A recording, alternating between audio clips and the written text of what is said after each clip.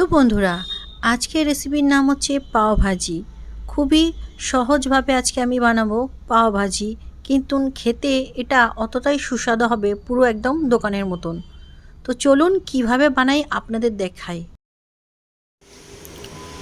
নমস্কার বন্ধুরা, আমি উষা চন্দ্র। কেমন আছেন আপনারা সবাই? আশা করছি ভালোই আছেন। তো আজকের রেসিপির নাম হচ্ছে পাও ভাজি। খুবই সহজভাবে আমি আজকে বানাবো পাও ভাজি। তো পাও ভাজি বানানোর জন্য যা যা উপকরণ লাগবে এখানে আমি সব নিয়ে নিয়েছি।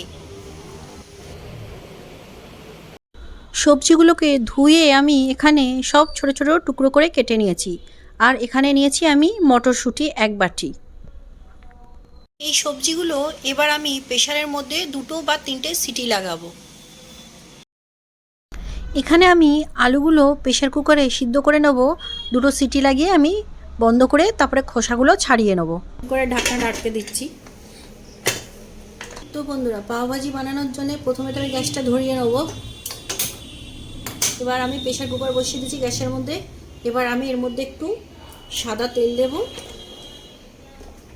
অল্প একটু সাদা তেল দেব, একটু বাটার দেব,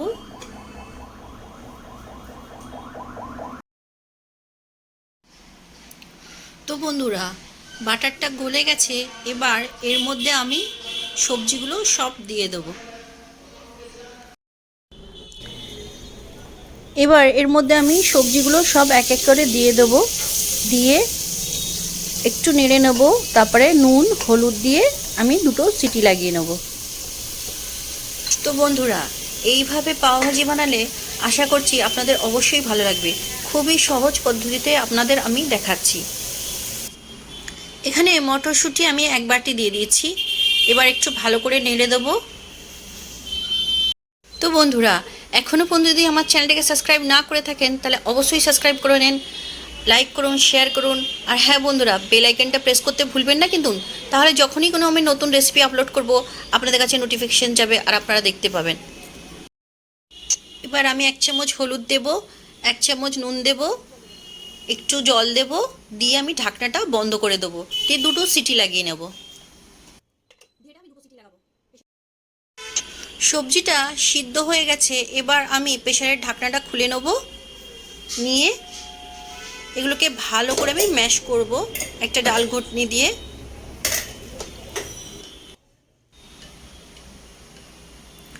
সবজিগুলো একদম সিদ্ধ হয়ে গেছে, দেখুন একদম নরম হয়ে গেছে।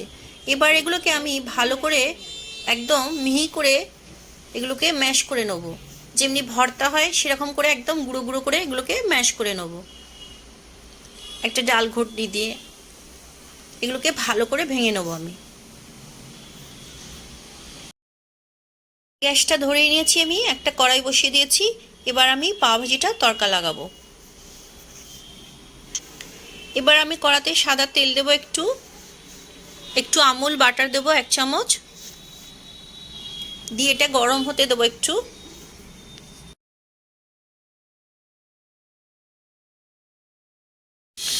বাটারটা গলে গেছে, গরম হয়ে গেছে।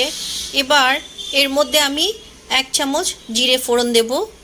জিরেটা যখন হালকা গরম হয়ে যাবে, একটু ফুটতে শুরু করবে, এর মধ্যে এবার আমি আদা রসুন যে বেটে রেখেছি ওই আদা রসুন বাটাটা আমি এর মধ্যে দিয়ে দেব। আদা রসুন বাটা দিয়ে দিলাম এর মধ্যে। এবার এটাকে আমি ভালো করে কষবো, লাল লাল করে একদম ব্রাউন হয়ে যাবে যখন। এখানে আমি পেঁয়াজ কুচিয়ে রেখেছি, টমেটো কুচিয়ে রেখেছি, ক্যাপসিকাম কুচিয়ে রেখেছি। এবার ওগুলো লাল করে ভাজা হয়ে গেছে আদা রসুনগুলো। এবার এর মধ্যে আমি পেঁয়াজ কুচিগুলো দিয়ে দিলাম, দিয়ে ভালো করে এগুলোকে ব্রাউন করে ভেজে নেব আমি।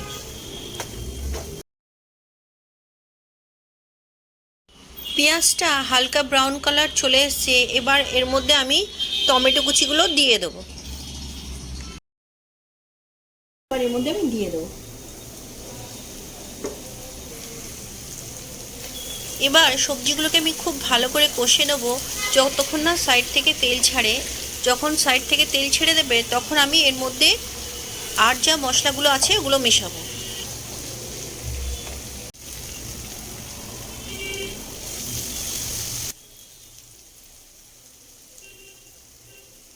এক চামচ কাশ্মীরি লঙ্কা গুঁড়ো দিলাম।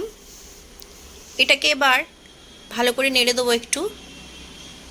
কাশ্মীরি লঙ্কাটা ঝাল হবে না, কিন্তু কালার আসবে, সেই জন্যে কাশ্মীরি লঙ্কা গুঁড়োটা দেওয়া হয়েছে। এবার এটাকে ভালো করে আমি একটু কষে নেব। 1 চামচ নুন দেবো এর মধ্যে।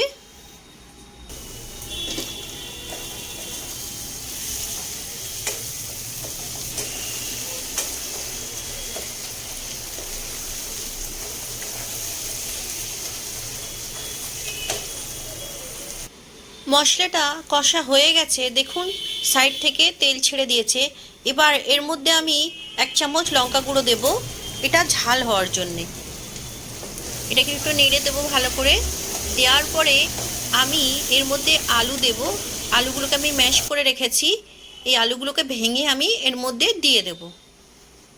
এবার এগুলোকে খুব ভালো করে আমি একটু নেড়ে নেব আলুগুলো দিয়ে, একদম যাতে পেস্ট ধরনের একদম হয়ে যায়, গুঁড়ো গুঁড়ো ধরনের।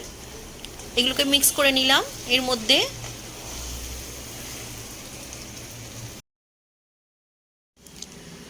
আলুগুলোকে ভালো করে মিশিয়ে এর মধ্যে আমি যে সবজিগুলো সিদ্ধ করে রেখেছি এর মধ্যে আমি দিয়ে দিয়েছি। এবার এটাকে ভালো করে আমি আলুর সঙ্গে মশলার সঙ্গে মেশাবো, সবজিগুলোকে খুব ভালোভাবে মিশিয়ে নেব।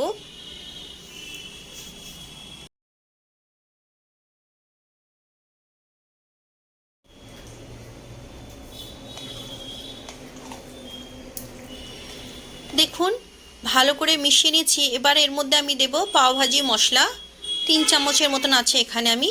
এবার মশলাটাকে আমি ভালো করে মিশিয়ে নেব। এর মধ্যে স্বাদ অনুযায়ী নুন দেব একটু, যেহেতু আমি আগে নুন দিয়েছিলাম একটু, সেই জন্য একটু অল্প একটু আর একটু দিলাম। এবার এগুলোকে আমি খুব ভালোভাবে মিক্স করে নেব। একদম হয়ে গেছে, দেখুন রেডি পাওভাজি। একটা লেবু চিপড়ে দেব, পাতি লেবু এর মধ্যে। ওপর থেকে ধনে পাতা দিয়ে দেবো আমি।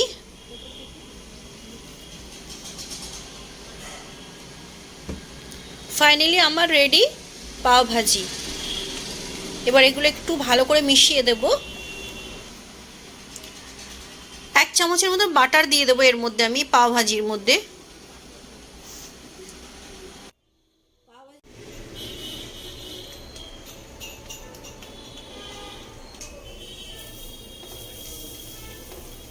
এবার আমি একটা গ্যাসে চাটু বসিয়েছি, একটু হালকা বাটার দিয়েছি।